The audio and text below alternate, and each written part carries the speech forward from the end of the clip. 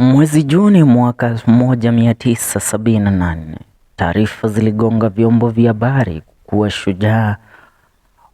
mmoja kati ya mashujaa waliopigania uhuru wa Jamhuri ya Kenya alikuwa akapotea baada ya safari yake ya kwenda nchini Uganda kwa sababu za kikazi na kuweza kwenda kule kudai deni lake.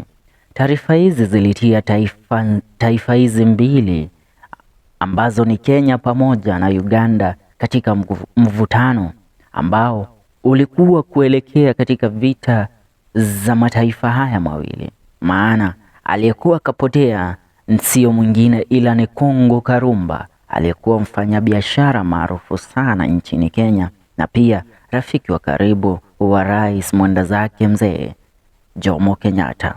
Jina lake Kungu Karumba linapotajwa utukumbusha kuhusu wafungwa waliokamatwa na kufungwa gerezani kwa ajili ya vita vya Mau Mau mwaka 2052, the KAPENGURIA6. Akikamatwa pamoja na ambaye alikuja kuwa rais wa Jamhuri ya Kenya na kutiwa gerezani. Kungu Karumba ni moja kati ya watu ambao walijitolea mhanga na kuyaweka maisha yao pamoja na ya familia yake hatarini kwa kupigania uhuru wa Jamhuri ya Kenya. Kulingana na machapisho kadhaa, Kungu Karumba alikuwa moja kati ya wafanyabiashara maarufu sana nchini kabla ya kupotea kwake. Alikuwa akijihusisha na biashara ya magari ya usafiri nchini pamoja na kuagiza petroli nchini Kenya ambayo aliiuza katika mataifa ya Uganda pamoja na Burundi. Inaaminika biashara yake iliinufaisha sana taifa la Uganda. Tarehe 14 Juni mwaka 1974, Kungu Karumba aliondoka nchini Kenya akisafiri kwenda kule nchini Uganda katika gari jipya aina ya Toyota Hilux pickup lenye namba KPW 31 alilokuwa tu kalinunua katika duka la magari jijini Nairobi. Pale katika gari lile Kungu hakuwemo peke yake. Aliondoka kuelekea Uganda akiwa na mwanawe wa kiume mwenye umri wa miaka 19, Peter Karanja Karumba. Inaaminika Kungu alikwenda kule Uganda na kulakiwa na familia ya Ibrahim Mungai na mkewe Susan Wamaitha ambao ni Wakenya waliokuwa wakiishi kule nchini Uganda. Siku iliyofuata Kungu Karumba aliondoka nyumbani kwake Ibrahim Mungai na kuelekea mtaani Jinja ambapo Kungu inaaminika alikuwa akifuata deni lake ambalo alikuwa kampa mkewe komanda wa majeshi nchini Uganda Isaac Maliamungu.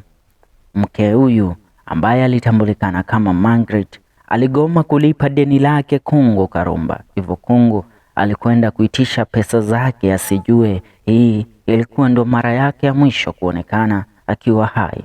Alipoagiza Margaret kumlipa deni lake, mwanamke huyu aligoma kumlipa Kungu Karumba na Kungu akaamua kuelekea katika kituo cha polisi cha Jinja kushtaki swala lile. Kesho yake inaaminika Kungu akupotea siku hiyo. Alirejea nyumbani kwake Ibrahim ambapo alilakiwa na mkewe. Ila kabla ya kurejea nyumbani inaaminika Kungu aliambiwa na polisi aliyekuwa katika kituo cha polisi cha Jinja arejee kesho yake asubuhi na atampata Margaret pale. Ila polisi huyu alimwambia hivi akijua ya kwamba atakuwa ameshamfahamisha Margaret pamoja na mmewe ya kwamba kuna Mkenya alikuwa akidai pesa zake kwao na alikuwa akifikisha kesi katika kituo cha polisi. Hivyo wafanye jinsi ambavyo wangeweza ndio kesi ile zikwende mbele. Mkiniruhusu ni badili ndimi. Asubuhi on the Saturday of June 15th, Karumba and his son went straight to Ibrahim Mungai's house and they had breakfast and they agreed. The wife to Ibrahim agreed to accompany them to collect their money from the troublesome Ugandan woman. They left in Karumba's pickup. Now, in regards to Peter Mungai, nitaweza kumnukuu na kutokea hapa tutaendelea na lugha ya King'eng'e. Their first stop was Jinja police station. They waited for an hour, but the police inspector with whom Karumba had appointment who didn't show up. The latter lost patience and told my wife he was going to confront Margaret alone. My wife accompanied him to a shop. When she saw Karumba, she shouted at him from a distance, "Why do you keep coming here? I will report to my husband that you're disturbing me."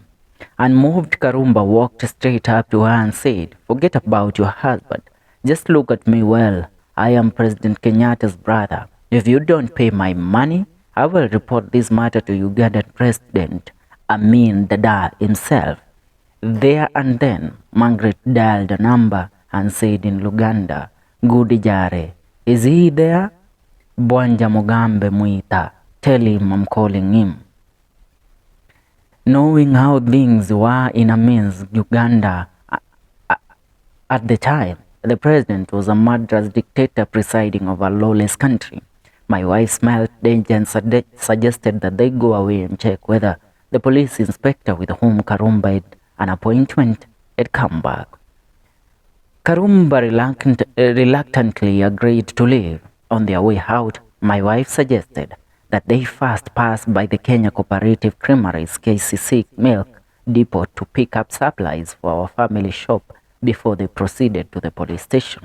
They did not find parking space at the milk depot, and Karumba suggested that my wife and his son disembark to collect the milk as he drove round the depot once to see whether one of the vehicles in the queue would be done with loading and move out to create space. Half an hour later, Karumba had not returned to the depot parking bay. My wife got concerned and decided to check around. Karumba was nowhere to be seen. She hired a taxi to take the milk to a shop, but together with Karumba's son remained at the depot waiting. An hour later, the freedom fighter or his vehicle were nowhere to be seen. My wife didn't like the turn of events and decided to come straight home to brief me. Unfortunately, I wasn't at home, and without mobile phones those days, my wife had no way of reaching me. She helplessly waited at home. When I finally got home, she couldn't wait for me to alight from my car to brief me on the events of the day. On hearing her out, I couldn't help making the sad conclusion that the worst could have happened. The maximum time one could disappear in Uganda those days and have a chance to be found alive was 15 minutes. When one disappeared for half a day, as Karumba had, his next of kin would be lucky to get even the dead body. I drove madly from my home to Jinja. First, I went to the hotel where Karumba was staying. On a remote chance, he could be resting in his room. No luck. I found two other Kenyans, one Peter Mushiri and a girl named Ann Nyokabi waiting for him. The three of us jumped into my car and sped to Jinja police station. We found 3 drunk officers who recorded our report on a piece of paper. From there, we rushed to my home to alert authorities in Kenya. Karumba was a senior citizen, and we definitely knew the Kenyan government would take up the matter at the highest level. I telephoned Karumba's business partner, Moho Wakangari, with whom he owned the largest abater in Nairobi's Dagoretti meat market. The latter immediately got in touch with Dr. Gikonyo Kiano, a cabinet minister in the JOMO government, who informed the president that his old Kapenguria colleague had gone missing in Uganda.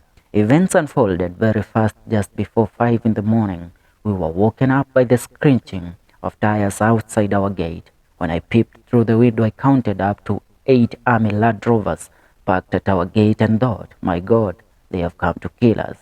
I calmed a bit when I saw one Lieutenant Colonel Juma, who happened to be my friend, come out. I dressed up and went to the gate to inquire what was happening.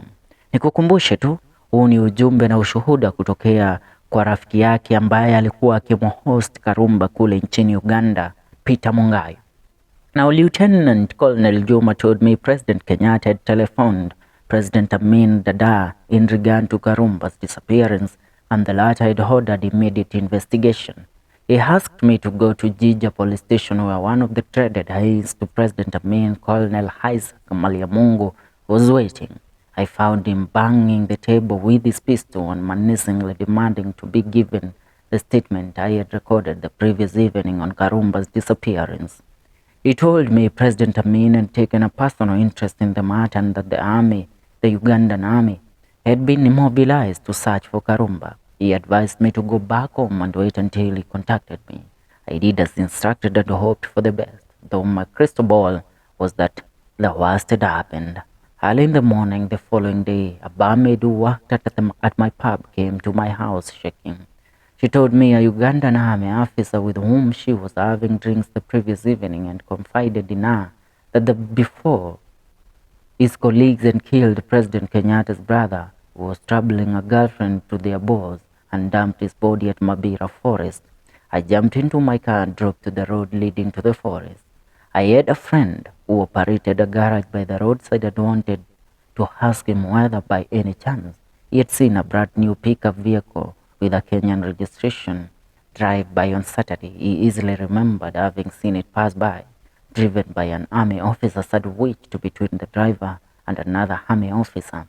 I decided to drive along the road just in case I might come across another useful clue.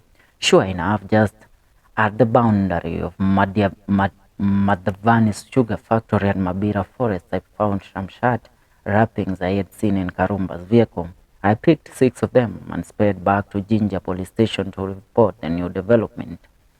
The officer in charge at the station immediately alerted Colonel Malyamungu. In less than an hour, the latter was at the station with army men in 8 lorries. The colonel asked me to lead the convoy to the place where I had collected the shirt wrappings. When we got there, the officer was lined up across a radius of 3 kilometers and asked me to comb the forest in search of Karumba's body. 8 hours later, the body had not been found, but I could tell Colonel Malyamungu was only putting up a show. In the same week, a friendly Ugandan army officer confided in me that Karumba's body had at first been dumped at Mabira Forest where he was killed, but later collected to be disposed of where it would never be found. The practice in Uganda those days was to tie the body to a heavy stone and throw it into River Nile or Lake Victoria, where it could either be eaten by crocodiles or would sink far down, never to be found.